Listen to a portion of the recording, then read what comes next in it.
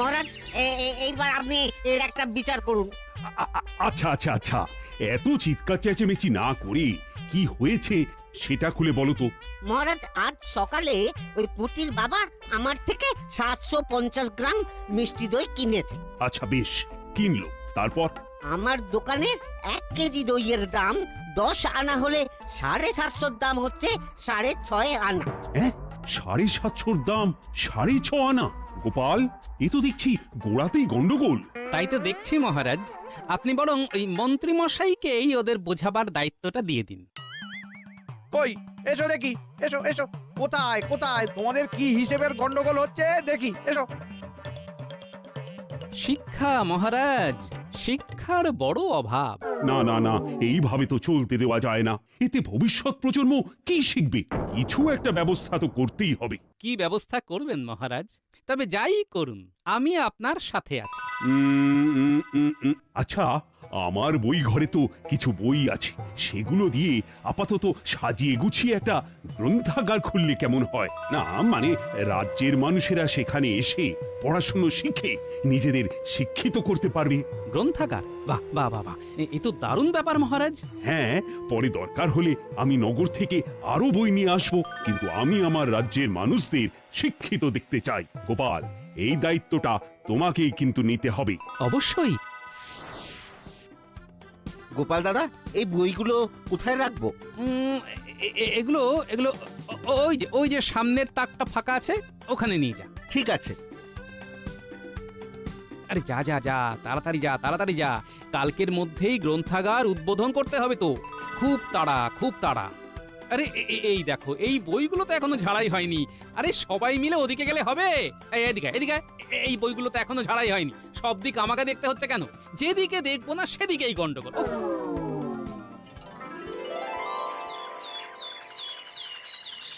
এসো এসো, সবাই ভিতরে এসো।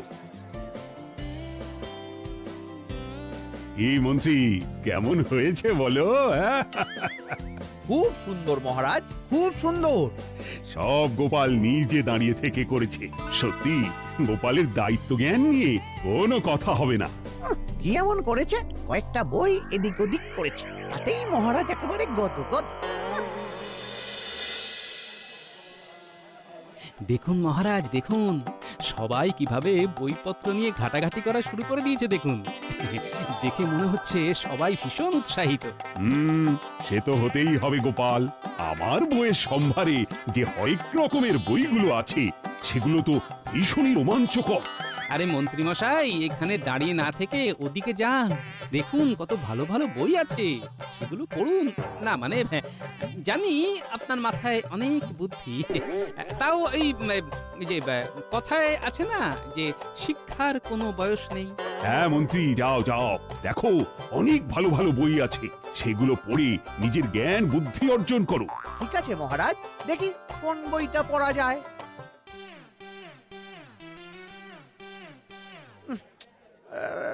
না,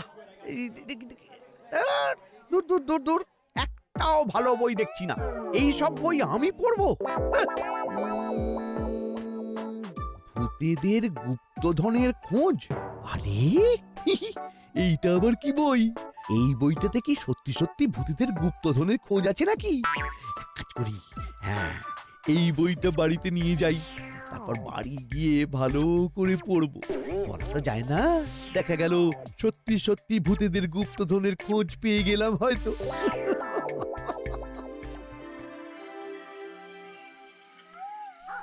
রাতের খাওয়া দাওয়া শেষ, ওদিকে গিন্নিও ঘুমিয়ে পড়েছে। এখন নিশ্চিন্তে বইটা পড়তে পারবো। কি চাই? হুকুম করুন প্রভু। উড়িয়া বাবারে, কি এ তো ভূত রে! ভয় পাবেন না, আমি আপনার কোনো ক্ষতি করব না। এতগুলো বছর পর আপনি আমাকে মুক্ত করেছেন, তাই আপনি এখন থেকে আমার মালিক। কি চাই? হুকুম করুন। ইয়ে মানে আমি, হ্যাঁ, আমি হুকুম করব? হ্যাঁ, যা হুকুম করবেন তাই আপনার সামনে হাজির হয়ে যাবে। এই যা বলবো তাই করবে? একবার হুকুম করেই তো দেখুন। আচ্ছা আচ্ছা আচ্ছা আচ্ছা তাহলে তাহলে আমাকে হ্যাঁ এক কলসি সোনার মোহর দাও দেখি। হ্যাঁ কি কি এ তো দেখছি সত্যি সত্যি সোনার মোহর। বাবারে বাবা, এতদিনে মনে হয় আমার কপালটা ফিরলো। আর কি চাই, হুকুম করুন। আবার আবার হুকুম করব? হ্যাঁ করুন, বলুন আপনার কি চাই। আমার একটা শত্রু আছে, হ্যাঁ ওর নাম গোপাল। আমাকে খুব জ্বালায়, বুঝলে, খুব। ওকে যেভাবেই হোক তোমাকে জব্দ করতে হবে। হ্যাঁ জো হুকুম মালিক। মনে রেখো, ও কিন্তু খুব ধুরন্ধর। হ্যাঁ কত এলো কত গেল, এই কেলো ভূতের কাছে সব শিশু।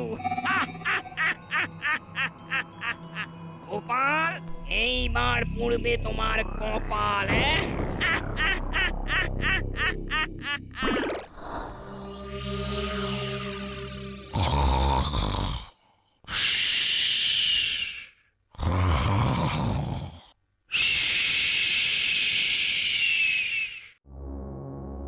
এটাই তার মানে গোপালের বাড়ি। এইখানেই ওই দুষ্টু গোপাল থাকে। আমার মালিককে জ্বালাতন করা, আজকে বোঝাবো ঠেলা।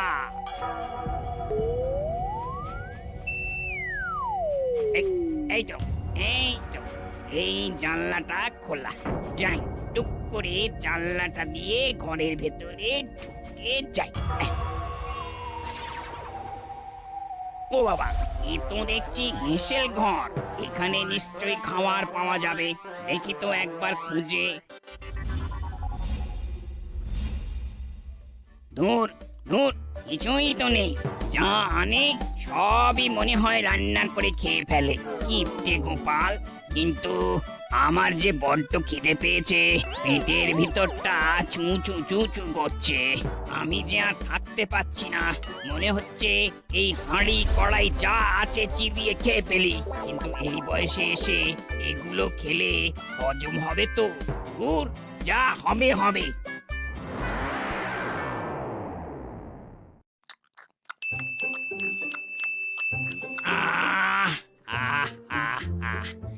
একটা শান্তি পেল।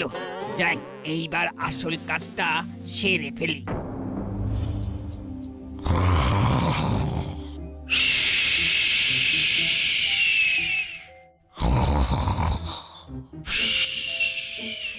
এই তাহলে পেট মোটা গোপাল। এ তো মনে হচ্ছে মাথায় কিছুই নেই, একেবারে মাথা মোটা। এ নাকি আবার ধুরন্ধর। এই কেলো ভূতের কাছে এই গোপাল টোপাল সব নস্যি। কিন্তু এই বেটাকে জব্দ করি কিভাবে? ওই তো গোপালের ধুতি আর ফতুয়া। আরে বাস, বেশ দেখতে তো। আচ্ছা, আমাকে পড়লে এটা ভালোই লাগবে। একবার পরে দেখি। বাবা বাবা বাবা, আমাকে তো একেবারে ভূতেদের রাজকুমার লাগছে।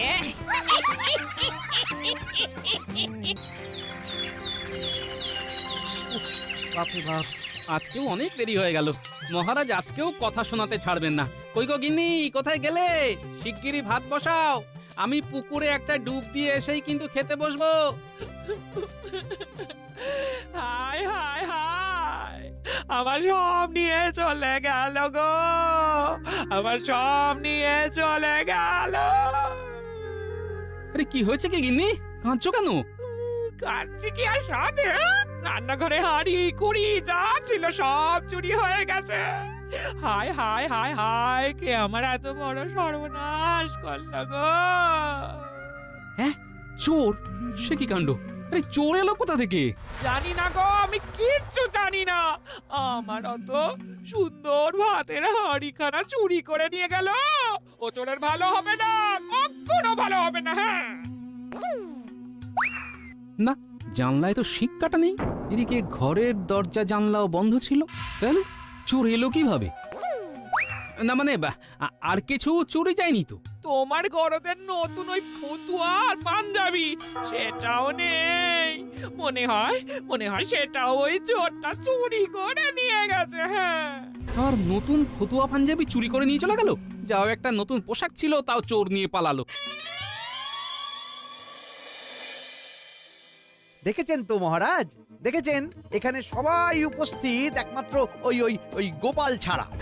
মানে আপনি এতবার বলার পরেও গোপাল সেই দেরি করেই রাজসভাতে আসছে, আপনার কথার কোনো গুরুত্ব নেই। এই তো গোপাল চলে এসেছে। কি ব্যাপার গোপাল, আজকেও দেরি হলো কেন? আরে কি তুমি রাজসভাতে কি পোশাক পরে এসেছো? মহারাজ, গোপালের কিপটেমিটা তো দেখছি দিন দিন চূড়ান্ত পর্যায়ে চলে যাচ্ছে। গোপাল, তোমার না হয় মান সম্মান না থাকতে পারে, কিন্তু আমার তো আছে। রাজসভায় এমন তাপ্পি লাগানো ছেঁড়া পোশাক পরে আসাটা তোমার একেবারেই উচিত হয়নি। কি করব বলুন মহারাজ, আমার নতুন পোশাকখানা তো চুরি হয়ে গেছে। চুরি হয়ে গেছে? কি বলছো? হ্যাঁ মহারাজ, কাল রাতে চোর এসে ঘরের হাঁড়ি পাতিল সাথে আমার নতুন ফতুয়া আর ধুতি সব কিছু চুরি করে নিয়ে গেছে মহারাজ। বলো কি, চোর ঢুকলো কিভাবে? দরজা খোলা ছিল নাকি? না মহারাজ, দরজা খোলা ছিল না। চোর ঢোকার মতো কোনো রাস্তাই নেই, জানি না কোন দিক দিয়ে ঢুকলো। এ চোরের দরজাও লাগে না, জানলাও লাগে না, ফাঁক ফুক পেলেই ঢুকে যেতে পারে। আজকে একেবারে সব কিছু কষে বন্ধ করেছি। আজকে ওই চোর বাবাজি কিছুতেই আসতে পারবে না। হ্যাঁ হ্যাঁ গো, এই রান্নাঘরের দরজাটা খোলা থাকবে নাকি বন্ধ করে দেবো? হ্যাঁ হ্যাঁ, ওটা খোলাই থাক না। ওই রান্নাঘরের ওই ছোট্ট জানলা দিয়ে তো আর চোর ঢুকতে পারবে না। আর সব জানলা দরজা বন্ধ করে দিলে তো ঘরের ভেতরে গরমে থাকা যাবে না গিন্নি। না, খুব ঘুম পাচ্ছে বুঝলে, ঘুমোনো যাক।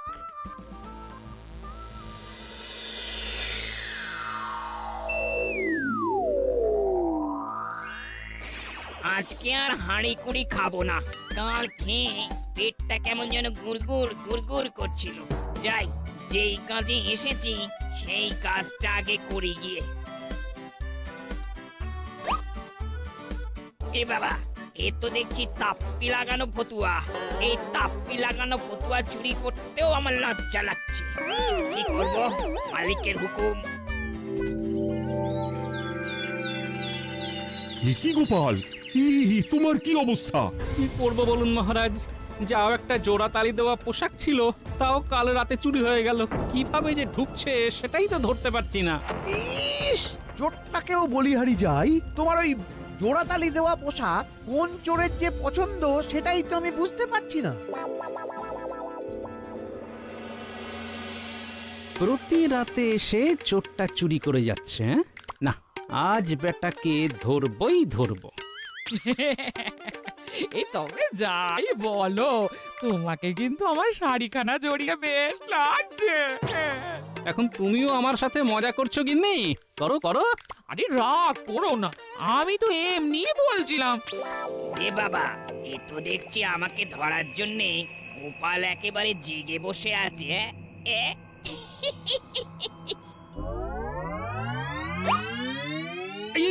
আরে আমার গামছাটা কোথায় গেল?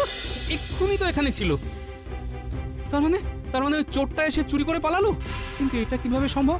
আমি তো এখানেই আছি, কাউকে তো দেখতে পেলাম না। তার মানে অদৃশ্য চোর। হ্যাঁ, কি গোপাল, এটা তুমি কি পরে এসেছো? কলা পাতার পোশাক মহারাজ। এছাড়া লজ্জা নিবারণ করার জন্য আমার কাছে একটি পোশাকও অবশিষ্ট নেই মহারাজ। তার মানে কাল রাতেও চোরটা এসেছিল? হ্যাঁ মহারাজ, আমার গামছাখানা চুরি করে নিয়ে গেছে। তাহলে তুমি ওকে ধরছো না কেন? চোরটাকে আমি দেখতেই পাচ্ছি না। এদিকে জামা কাপড় চোখের সামনে উধাও হয়ে যাচ্ছে। দেখো গোপাল, কোনো অশরীরী নয় তো? এই মন্ত্রী, এসব তুমি কি বলছো? না, আমি কিছুই বলছি না মহারাজ।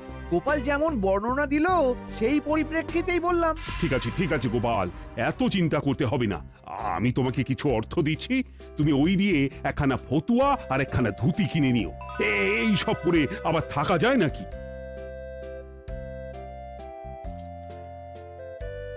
ধন্যবাদ মহারাজ।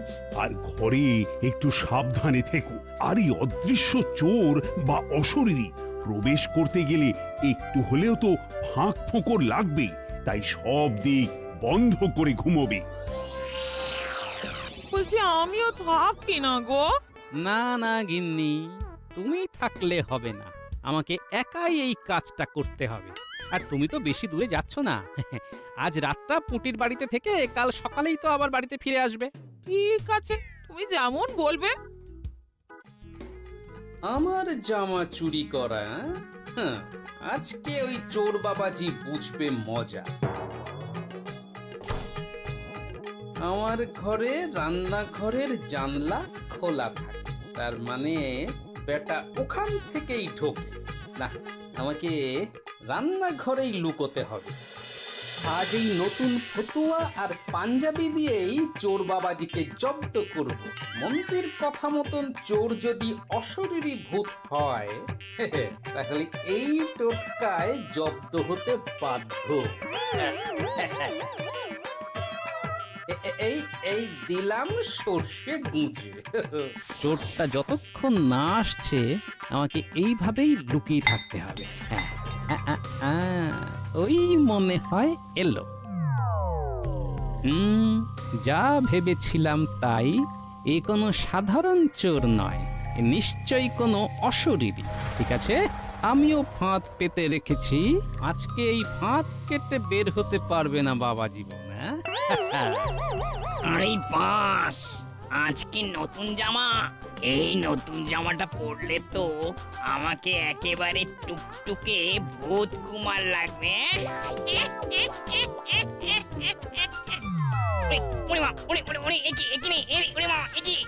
আমার সারা শরীর এমন জ্বলছে কেন? এই মরেছে, বাবারে বাবা, এই জ্বলে গেল, আমার সারা শরীর পুড়ে গেল। ওরে বাবা রে, ওরে বাবা, উফ উফ। কি কেমন চোর বাবাজি আর চুরি করতে আসবে? আরে আরে আরে আরে, আমার শরীর জ্বলছে কেন? আরে উফ উফ, এই তুই কি করেছিস বলতো? উফ, জ্বলছে তো, আরো জ্বলবে, আরো জ্বলবে। আমাকে আমাকে ছেড়ে দে গোপাল, নইলে নইলে এর ফল কিন্তু ভালো হবে না, এই আমি বলে দিলাম। আগে বল তোকে এখানে কে পাঠিয়েছে, নইলে কিন্তু আমার কাছে সর্ষে আছে, একেবারে মুঠো মুঠো ছুঁড়ে মারবো। উড়ি বাবারে, না না না না, আর আরে আরে সর্ষে ছুটিস না, আমাকে মন্ত্রী মশাই পাঠিয়েছে। কি মন্ত্রী? এইবার তো আমাকে ছেড়ে দে, আমি যে আর সহ্য করতে পারছি না। আগে বল তোকে মন্ত্রী পেলো কোথায়? ওই তো মহারাজের এক গ্রন্থাগারের বইয়ের মধ্যে আমি ছিলাম। বটে, এইবার আমাকে ছেড়ে দে গোপাল। হ্যাঁ ছেড়ে দিতে পারি, তবে তোকে আমার একটা কাজ করতে হবে। মন্ত্রীর থেকে ওই ভুতুড়ে বই আর আমার পোশাকগুলো নিয়ে আসতে হবে। ঠিক আছে, আমি এক্ষুনি নিয়ে আসছি। মনে রাখিস, তুই যদি বইটা নিয়ে না আসতে পারিস তাহলে কিন্তু ওই সারা জীবন জ্বলতে জ্বলতেই শেষ হয়ে যাবি। হ্যাঁ ওরে বাবা, আনবো রে আনবো, আমাকে আগে যেতে তো দে। ঠিক আছে, এই দিলাম দরজা খুলে, নে যা এবার।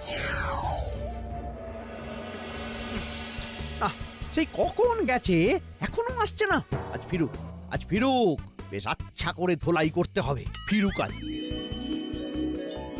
এই তো এতক্ষণে আসার সময় হলো। তোর তো সাহস কম নয়, তুই আমাকে চোখ রাঙাস। দাঁড়া, আজকে তোর মজা দেখাচ্ছি। ওরে বাবারে, ওরে বাবারে, তুই আমাকে মারলি? আবার তুই তোকারি করছিস? ওরে বাবারে, ওরে, পড়ে গেলাম। ভুল হয়ে গেছে, আমাকে ছেড়ে দিন। আর যদি কখনো গোপালের ক্ষতি করার চেষ্টা করিস তাহলে একেবারে ঘাড় মটকে দেবো। হ্যাঁ, এই যে গোপাল, তোমার পোশাক আর এই বই। বটে, উফ বাবা, এতক্ষণে জ্বালাটা কমলো।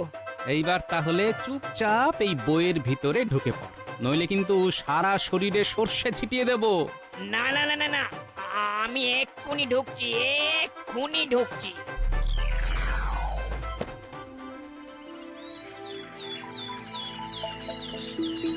বাহ বাহ বাহ, এতদিন পর গোপালকে ফতুয়া আর পাঞ্জাবিতে দেখতে পেলাম। তা গোপাল, চোর ধরতে পারলে?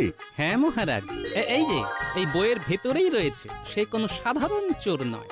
সে এক অশরীর, কি বলছো? অশরীরী? আর তাকে পেয়েছিলেন মন্ত্রীমশাই সেদিন গ্রন্থাগারে।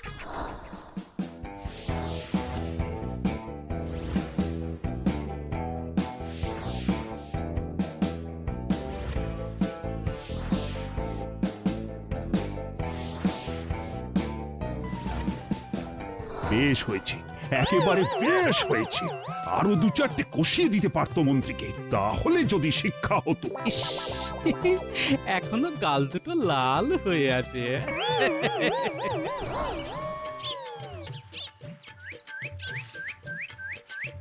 ব্যাস, সব শেষ। না থাকলো কোনো ভুতুড়ে বই, আর না থাকলো ভূত।